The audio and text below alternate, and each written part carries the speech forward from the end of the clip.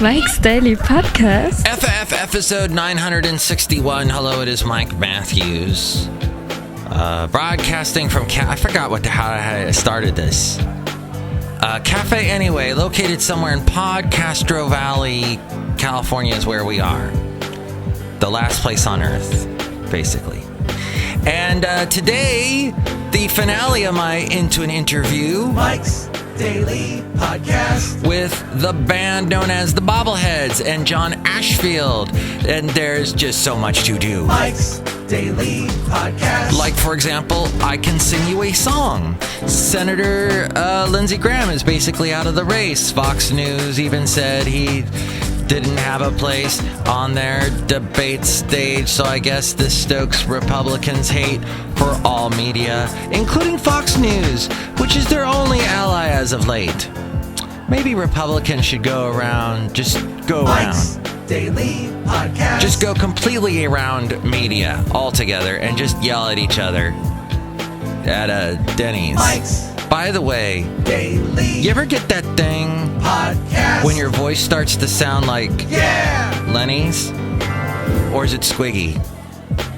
You know, Laverne and Shirley? Oh, there was some bad 70s TV. I will never get those years back. Ugh.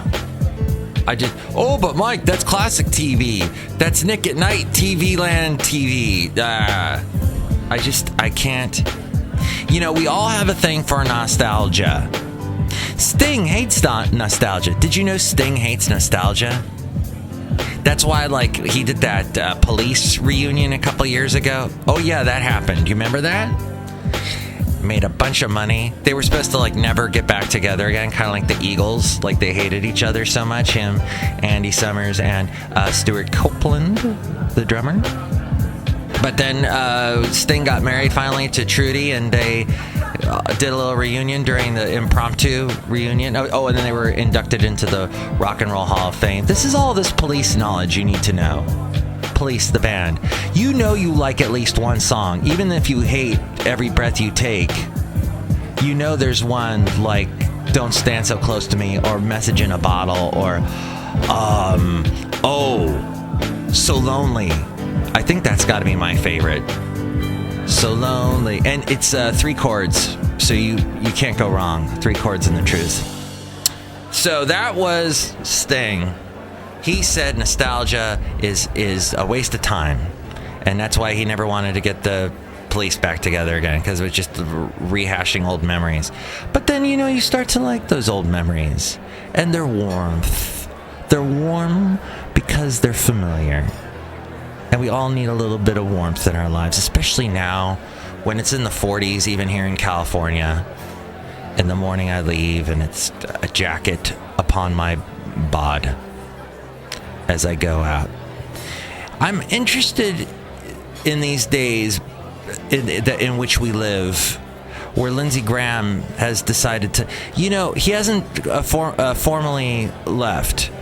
He wants to fight on, but it's basically Fox News is like, sorry, your numbers suck. You're out of here. Which happens in radio. I've been there. The numbers stink, Mike. You're out. Oh, no. What? But I thought I had some listeners. No, you don't. Bye. But wait, I have a talent for talking. No, you don't. Go. You're worthless. Bye. Out. Ah. And that's how it works in politics. Well, if you want to debate in front of people on television and get your name out there. But the thing is you have this really crowded field of Republicans all fighting each other, all vying. They're vying. That's V-Y-ing. Vying. That comes from the noun viophoth. A viophoth is an animal with horns that stinks real bad, and it'll come at you like a spider monkey lookout. It's a viophoth. Now, where was I? Oh yeah, talking about things that aren't true. Oh, look who just walked in. Hello, Michael Matthews. This is Madame Rootabega. I once encountered a viophoth in the forest. You did. What'd you do? I bought them lunch. That's another warm story, and we need warmth today. I know because it is so cold. This shawl is barely keeping my neck warm. Woo. Oh, madam. I could keep you warm, but I'm not that into that way. I mean, I have love for you, but it's a agape love. I'll take whatever I can get. All right, and look who else is coming in. Hello there, Mike. This is Valentino. And this is Bison Bentley. Do you know that? Mike, this is really bad with the Lindsey Graham because they're also saying that about Chris Christie, who we want to win 2016. He's the guy that is going to be our president, but not because the media is getting in his way. Yeah, media in his way. Do you know that? Is it also the fact that Donald Trump is in his way, and basically Donald Trump is a more popular, more outlandishly buffoon-ish version of Chris Christie, and people like that?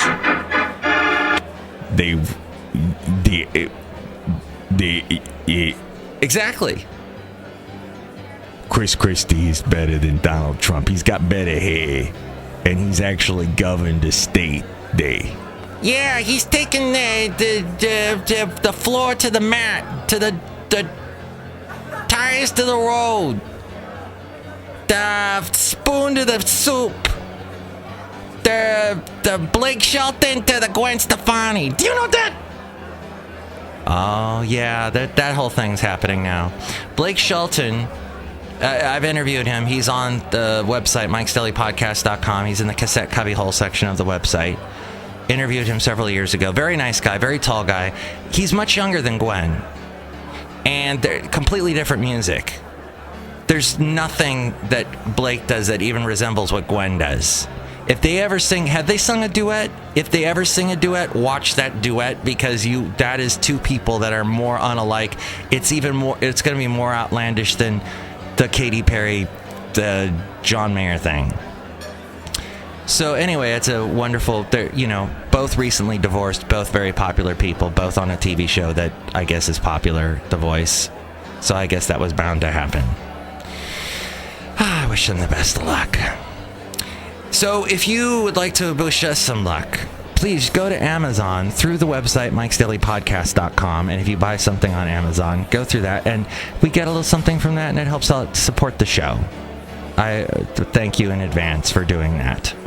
And also, if you want to contribute some money through the PayPal and become an inglorious Mike's Daily Podcaster and have all of the wonderful characters here at Cafe Anyway wish you a hello, then go there also to Mike'sDailyPodcast.com. And then there's also, if you'd like to, make a comment, why do you think Donald Trump is better than Chris Christie or vice versa? Or are you lamenting Lindsey Graham being pushed out by the media? And do you think that all the Republicans should just yell at each other at a Denny's? You can email me, mikesdailypodcast@gmail.com. And there's also where you can comment there on the Twitter. We're at Mike Talks. On Mike's Daily Podcast, we're at Mike Talks, and also at mikesdailypodcast.com on the Twitter. So check out all those places, and we read your comments in the section, emails from email, and your comment not so comments. You can hear this show on iTunes, SoundCloud, Stitcher, Spreaker, Mixcloud, Podomatic, and various other places. Find all those places at mikesdailypodcast.com, as well as the blog, the Daily Podcast Picture, and all my past interviews. And speaking of interviews, let's get to the finale of my interview with John Ashfield of the band The Bobbleheads. Into an interview. Okay, cool. I'm speaking with John Ashfield, the vocalist, guitarist for The Bobbleheads. He's in the band with Phil Boulon, who's the drummer and vocalist, and current bass player Pat Ennis. Yes. And I wanted Here I am. There he is. On Mike's Daily Podcast. That's the name of the show. Yes. Rockin' show. I'm glad to be here. Thank you. So I have never been in a rock band, but I enjoy, of course, I love music, and I love going to see live bands. How do you start a band? What would you be your tips? I think part of it is, you want to, when you're in it, you hang out a lot, right? So you want to have people that you actually like to be with. Okay.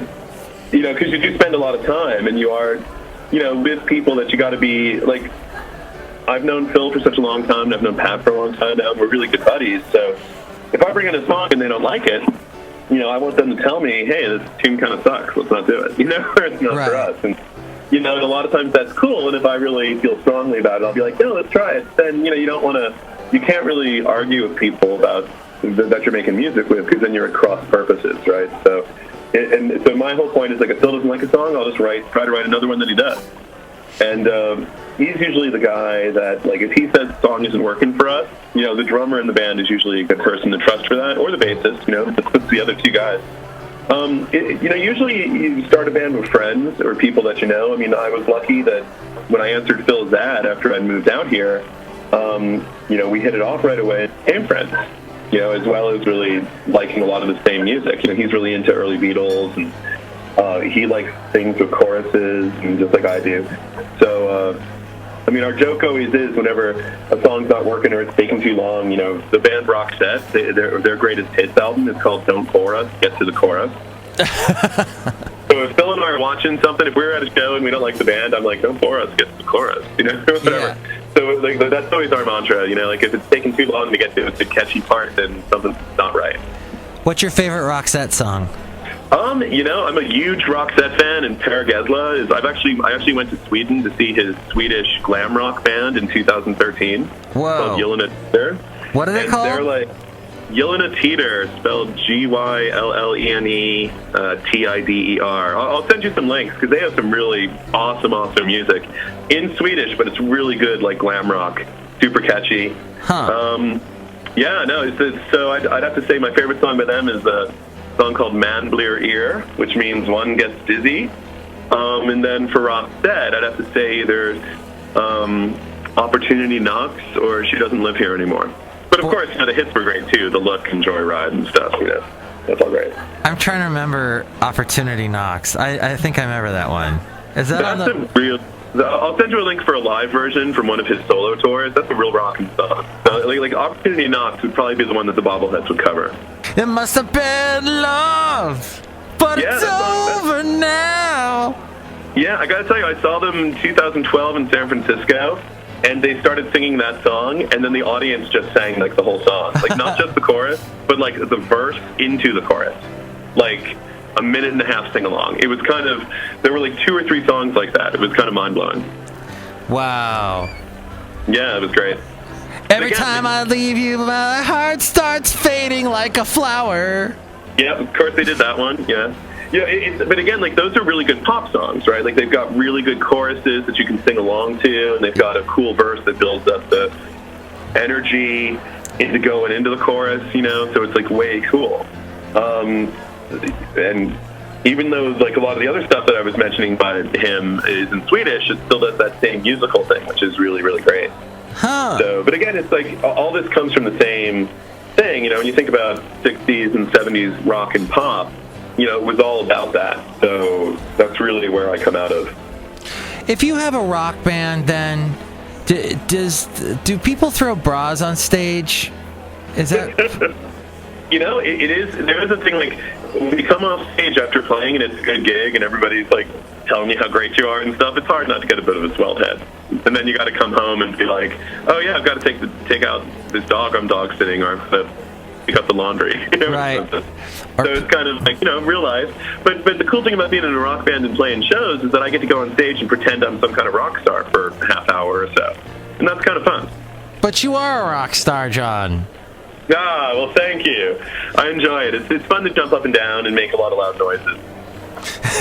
Should I grow a beard? I was actually thinking of shaving mine today. But what? Beards always grow back. Sometimes it's fun to have a mustache or something. But we are kind of beardy right now, because Phil's grown a beard and Pat has a beard. And I have a beard, so we're kind of super beardy. That's going on a lot in San Francisco. It's the whole culture. It's beards and beer. It is, but I can safely say that I've had a beard since 1992, so it's been, sometimes it changes up, but usually it's there. John, actually, I had a goatee since 1992, and then in 2013, I shaved it off for good. Oh. And I've been clean-shaven since. Well, sometimes it's good to change it up. Yeah.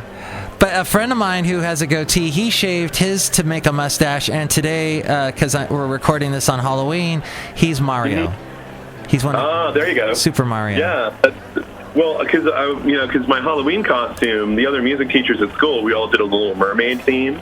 So I have a giant, polar fleece flounder outfit, which looks really cute, but it's really, really warm, and it's kind of a warm day. So I've got, an older Fred Flintstone costume, so if I decide to do a costume change at some point today, I'm going to have to shave, because Fred Flintstone just has this 5 o'clock shadow. Right. Now, when you get your dress, when you're wearing your dresses for the bands like Chely and what was the other one? Sheebies. The Sheegies. Yeah. and Brownie instead of Blondie. But you had the thin ties for that one. But where do you get... that was more new wave clothes, but Where is there a specific place you get your dresses from? Well, I'm very lucky. Somebody made me. I had a couple friends make me a dress. So I have this very silly-looking pink sundress with giant white flowers on it, and then I have a pigtail wig that I throw on with the beard and everything. Oh, a pig. What color's the hair in the wig? Oh, it's blonde. Blonde. I told my friends. I also play keyboards in a '60s cover band called the WOW Nellies. And they're on Facebook too, and we play around San Francisco a bunch. We're on a bit of a break right now, but we've been playing for a long time. And I told the lead singer and her girlfriend, I was like, I want to dress up like Cindy Brady. So they made me this very silly outfit and found this wig with the pigtails, and it's very silly looking. I feel like I'm sorry. Go ahead. Yeah, no, but the whole point is to look silly, and we're just having fun playing music. I feel like I've seen the WOW Nellies. We've played at museums, and we've opened up for different people. We played the Castro Street Fair and Folsom Street Fair, and the WOW Nellies play a lot. We have played a lot, so it is quite possible. We do a lot of what we would call guilty pleasures.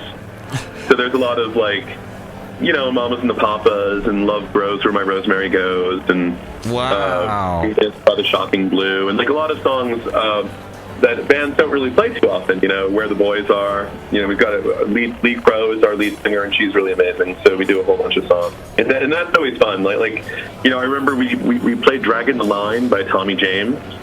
Dragging the Line. Yeah, great song. That song is awesome, and we played it, and people lost their minds. No band plays that, and that song only has 2 chords. It has a killer bass riff and only 2 chords. It's one of the best songs ever. I think. It just has a killer groove. Really great walk. You can just strut to that song. So we did it, and everybody got up and danced. And likewise, when we did Brownie, you don't hear a lot of bands playing Blondie either, and people were way into it. Rapture went over really well. So it's music is amazing. It's just great. Well, John, now tell me about Turn the Radio On. We're going to play that off of your new album, Make Yourself Happy. I heard that, is it Robbie the Rock and K-Rock in L.A. played it? Yeah, we got played on Rodney, what it's called, Rodney on the Rock. Rodney on the Rock? Rodney on the Rock. Rodney on the Rock at K-Rock. He played us. We were on, that song was on the International Pop Overthrow compilation that comes out every year, and they put that song first. Oh. So we got on the air there in LA, which was really cool. That's one of the songs where again, it's a relationship kind of song. It's about being in an argument with somebody in the car, and sometimes it's just better to turn the radio on and turn it up loud so you don't have to talk anymore. That I was playing my a lot of times I play a Rickenbacker 12-string, and I wanted and I was just kind of I had it turned up pretty loud, and I was just playing stuff, and I stumbled upon a cool guitar on it, and off we went, and then it kind of became Turn the Radio On. And Rodney, he does a show. I think he's had a show on K-Rock for 40 years or something on Sunday nights. Yeah, he's a big part of the LA scene. And in LA, it's always fun to go down to LA and play a show because the clubs down there, it's a little more showbiz, so all the clubs down there have a sound guy and good lights and all this stuff, and when we go down there, there are people that LA is a lot of fun to play. We usually in the summer we'll go down and do a show there or two, because there are people that just like us that come out to see us that I've gotten to talk to and know, which is kind of cool. Oh, that's awesome. Yeah, and International Pop Overthrow, we've had a couple bands on from that, the Seattle version of that. But yeah, and so that's like a big long festival, isn't it? Yeah, David Bash runs that, and he's really great. He's a big music fan and supporter. He's really supportive of so many bands. He throws that. He does it every year, and like he does it in San Francisco and Seattle and Portland and Chicago and New York. He did it in London and Stockholm. He invited us to Stockholm because he knew that I loved Per Gessle and Roxette so much. But I was like, I can't afford to fly to Sweden with my band. You know, it's a great festival, and the bands are really good and exciting. And he had that at Hotel Utah this year, actually. So that's the last time we played Hotel Utah, was at the IPO festival. So that's always going on, and wherever you are, if you're listening, you know, look up internationalpopoverthrow.com. They have it in a bunch of cities every year, and it's always a good time. And I'm looking right now, but I know I interviewed David Bash a couple years ago. It's somewhere on my website. It's in the David is. Yeah, he's fabulous. David's just a great guy. I forget if I did it. How long ago did I do it? Oh, it's been a while. But yeah, very nice guy, and he does that all over the place, huh? That overthrow. Yeah, he does. Well, I'm so glad that I got the chance to meet you and talk to you on the phone. And let's play Turn the Radio On. John Ashfield with the Bobbleheads. And find them online, thebobbleheads.com. Their new album, Make Yourself Happy. And wherever music is sold online, you can find us. Oh, excellent. John, keep making music. Thanks, man. Thanks for having us on. You know, if you want us to come in and play live sometimes, we would love to do that. Ooh, that's right, because we live kind of close to each other, sort of. Absolutely, yeah. We could totally come on out. Woo! All right, next time we'll do like a live thingy. All right, Mike's Daily Podcast. Awesome show. Thank you for having us.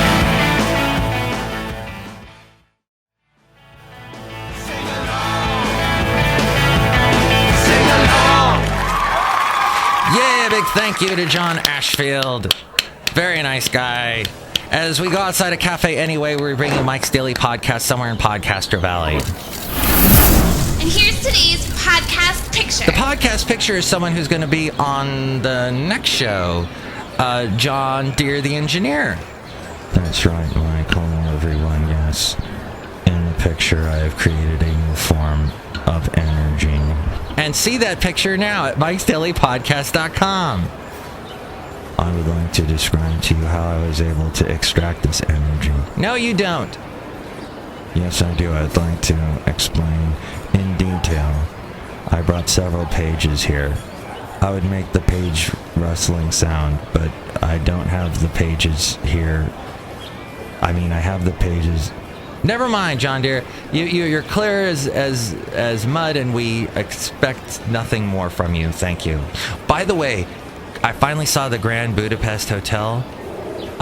We should do this segment here. Mike's absolutely useless review. Yes, my absolutely useless review. Wes Anderson's latest movie, Grand Budapest Hotel. I am told, by the way, his next movie after this one will be, that he's working on now, is supposed to be a horror movie, his first horror movie. That should be interesting. But if you are a Wes Anderson fan, you've got to see this movie. Every character, every actor, major actor that has been in any of his movies come back to do this one in some role. They're all in cameos or they're major roles. And then Ralph Fiennes, always want to call him Ralph because it's spelt that way, but it's Ralph Fiennes. He is fantastic as this hotel concierge who cusses a lot and beds much older women that all have to be blonde for some reason. And there's all this craziness, and Willem Dafoe shows up as a villain, and Adrian, I always forget, I want to say Adrian Pasdar, but that's the guy who's married to the girl from the Dixie Chicks. The other guy, he from The Pianist, he is wonderful as this villain, and go see it. I think it's just about on its way to Netflix. I'm sure you can find it at other places. Jeff Goldblum. I liked it.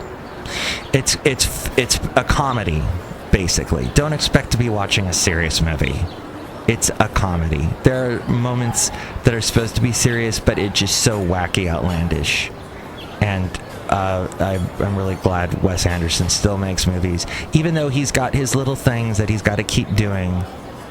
But he works best in movies like this where he's got a narrator. Royal Tenenbaums, fantastic. I even like the Moonrise Kingdom had the narrator for Royal Tenenbaums was Alec Baldwin. The narrator for Moonrise Kingdom was Bob Balaban, who also shows up in Grand Budapest Hotel. And then F. Abraham Murray is the narrator for the Grand Hotel Budapest, but you kind of you're explained his character in the beginning, and there's all this going back in time stuff. I love it. If you didn't like it, let me know why. We'd love to read your comments on this section, emails from email, and your comment not so comments. So next show we will have the return of the much loved feature WOW SCHATZ WOW, plus we will hear from John Deere coming back. But I would like to at that time explain to you my way of creating energy. Now, Floyd the Floorman and Chely Shoehart will be there too. Later that day. Addendum. Hey, we're addenduming, because look who just came in right now. It's Kevin. Hey, how you doing? Do you want to say your last name? No. Kevin's got this awesome shirt that's got a beer on it. Yep. Because Kevin is a beer master. Well, master is kind of a generous term when you put it that way, but enthusiast and brewer. Oh, let's call it that. Enthusiast is it's putting a nice shine on light alcoholism. And Tornado, what is that? Tornado is a beer bar in San Francisco, and they're definitely known for their kind of more hard to get beers and elitist attitude. There's no nice way to say it. They can kind of be. Can we say? On Sure, podcast? I might bleep it out. That's so fine. that what people hear is they're kind of like beeps. Okay. So people can imagine what you just said. Okay, if it's cool with you, it's cool with me. Yeah, they have an attitude for being. I'm sorry, they have a reputation for being a bit rough. Like if you don't know what you want instantly, like hurry up. Like they'll kind of bark at you. Oh, they are beeps. Yeah. They'll let you have it with both barrels, but I mean, you still get good beer. I don't have that issue. Other people I know go there and they say, "Oh, they were jerks to me." I'm like, well, they were nice to me, so I guess you're just an idiot. But, so I should make that a destination. Absolutely, and there's a great place next door called the Rosamond Sausage Grill. So basically, you have a fancy pants beer over on the right side, then you walk next door and you have like a garlic and Asiago cheese sausage on a roll that they bake there. It's pretty good, and it's run by a German lady. I mean, let's be honest, who knows more about wursts and stuff like that than them? They German ladies know all that. Oh yeah, it's kind of scary. And then their language is my mom's German, so she never made sausage. She brought sausage like, hey, we're gonna have bratwurst for Christmas. Nice. That's what we did. So she with bratwurst. Easy to cook. Yeah, you know that the way she did it though, she take it and dip it in flour on both sides, and then put it in a pan of oil. I cannot say I've heard of that. And then flipped it, and it kind of got crispy. Oh, that's cool, man. It was interesting. And everybody, Anthony Bourdain always says, penis-shaped meat is the best. I love his show. Yeah. I watched the one recently where he went to Ontario, Canada, and all these like French Canadian cooks were taking him out, and like they're old friends of his, and like, oh, Anthony Bourdain, we are going to get you so drunk. And they get there. I mean, they're drinking all night. I guess there's not much to do out there. Think about it. It's cold. Gotta be, the constant stress of worrying about, wolves.